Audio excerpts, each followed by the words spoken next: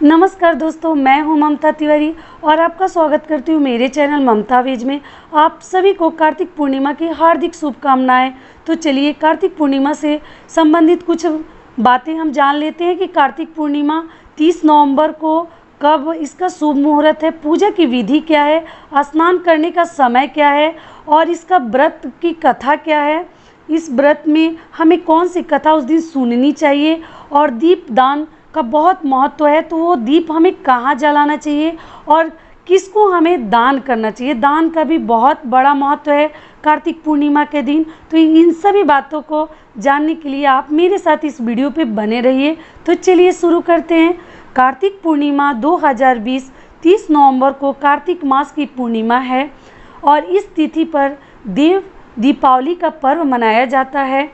हिंदू धर्म में कार्तिक मास की पूर्णिमा का विशेष महत्व है। कार्तिक पूर्णिमा की शुभ तिथि क्या है? ये 30 नवंबर 2020 को पड़ा है और पूर्णिमा तिथि आरंभ कब होगी? तो ये 29 नवंबर को आरंभ होगी।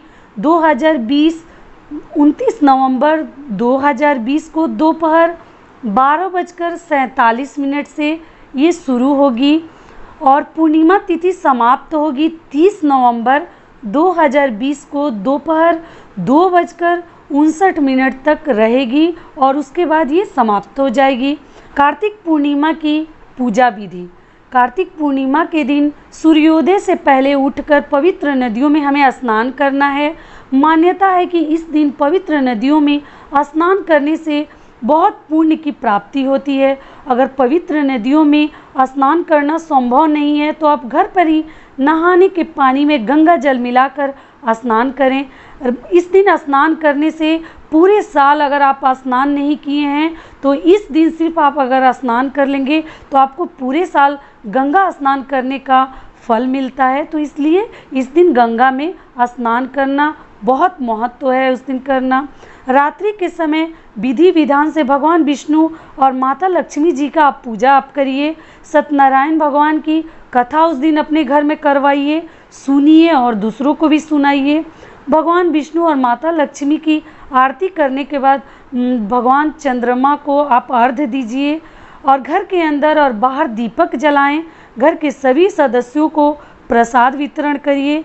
इस दिन दान करना अत्यंत शुभ माना जाता है। किसी भी ब्राह्मण को आप दान दे सकते हैं। कोई जरूरी नहीं है कि आपको सिर्फ ब्राह्मण को ही दान देना है। आप चाहें तो निर्धन व्यक्ति को भी दान कर सकते हैं, भोजन करा सकते हैं। अगर आप अनाज नहीं दे सकते तो आप उनको पैसा, दक्षिणा, मुद्रा आदि भी दे सकते हैं और यथाशक्ति दान और भेंट देकर उन्हें विदा करिए। कार्तिक पूर्णिमा के मौके पर दीप दान करना भी बेहद शुभ माना जाता है। तो सबसे पहले हमें दीप जलाना है। एक पीपल का अगर वृक्ष आपके पास हो तो आप उसके नीचे ज़रूर जलाइए। एक मंदिर में भगवान शिव के लिए और एक और दीपक जलाइए भगवान विष्णु के लिए, माता लक्ष्मी जी के लिए। इसी तरीके से आप मंदिर में भी कम से कम 5 दीपक जलाइए। एक सरोवर के पास भी अगर आपके आसपास कोई सरोवर है तो उसके पास भी जलाइए। नदियों के पास भी हम दीपक जलाते हैं। अगर आप रोज़ दीपक नहीं जलाते हैं लक्ष्मी माता को तो आप कार्तिक पूर्णिमा के दिन आपको 365 बत्तियों को एक साथ जोड़कर कार्तिक पूर्णिमा के दिन गंगा के किनारे आपको एक साथ सभी दीपक को जलाकर दीपदान की प्रक्रिया को करना चाहिए। और आगे चलिए हम जान लेते हैं।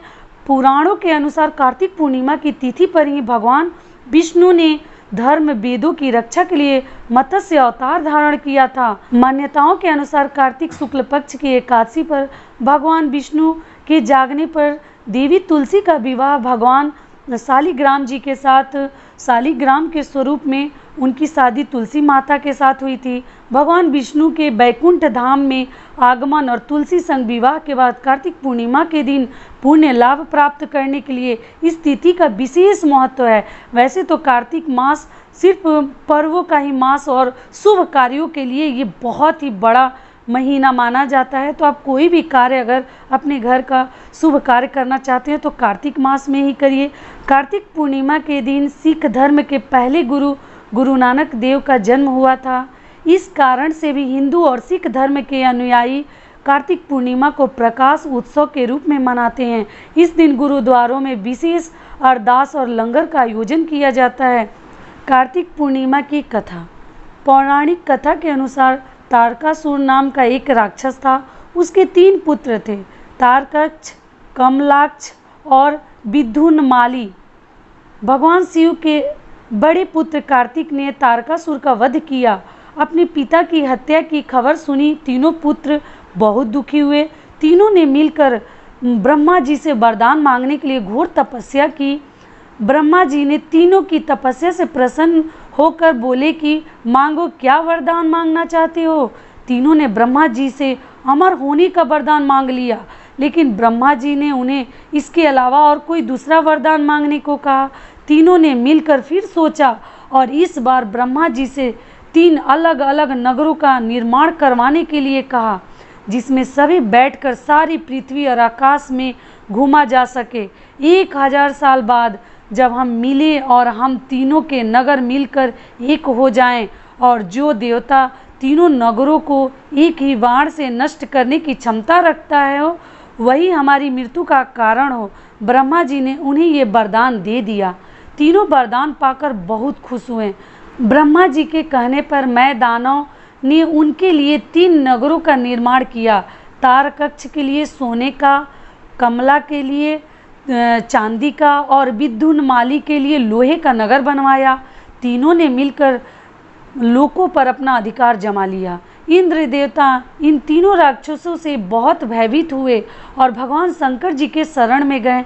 इंद्र जी की ये हालत देखकर भगवान शिव ने इन दानवों का नाश करने के लिए एक दिव्य रथ का निर्माण किया। इस दिव्य रथ की हर चीज देवताओं से बनी। चंद्रमा और सूर्य से पहिए बने।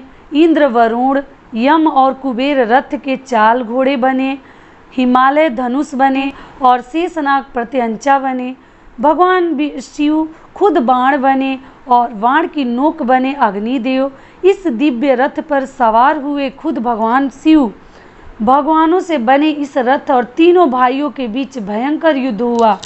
जैसे ही ये तीनों रथ एक सीधे आए, भगवान शिव ने बाण छोड़ दिया, तीनों का नाश कर दिया। इसी वध के बाद भगवान शिव को त्रिपुरारी कहा जाने लगा। यह वध कार्तिक मास की पूर्णिमा को हुआ था, इसलिए इस दिन को त्रिपुरारी पूर्णिमा के नाम से भी जाना जाता है।